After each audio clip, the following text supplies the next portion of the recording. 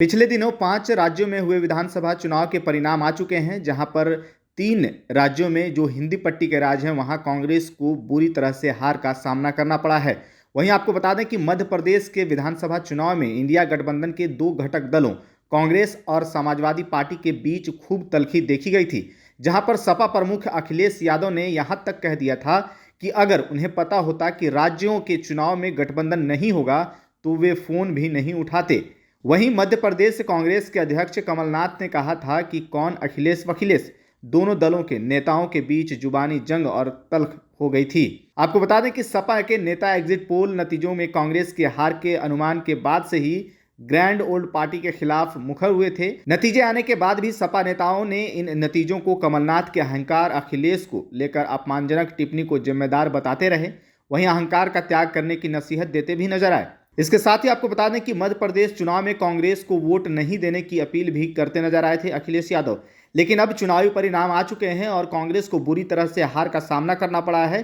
अब जाकर के चुनावी परिणाम आने के बाद अखिलेश यादव ने कांग्रेस के जख्मों पर मरहम लगाया है।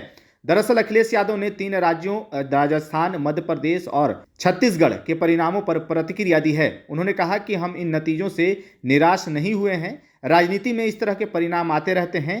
हम लोग निराश नहीं हैं और राजनीति में, लोकतंत्र में इस तरह के परिणाम आते हैं। मान लीजिए जिस लोकसभा के क्षेत्र में मैं बैठा हूं, आप हम सब लोग हैं, 5 लाख वोटों से ये पार्टी जीतती है, भारतीय जनता पार्टी। इसका मतलब ये नहीं है कि सबका साथ, सबका विकास और सबका सम्मान हो रहा हो। अभी भी बहुत सारे ऐसे लोग हैं जो निराश हैं, जिन्हें उम्मीद थी, जिनकी उम्मीद तोड़ी है। तो ये राजनीति में परिणाम आते हैं और जो भी परिणाम आएंगे वो कोई भी पॉलिटिकल पार्टी है उसको स्वीकार करेगी, लेकिन लड़ाई लंबी है। इन परिणामों से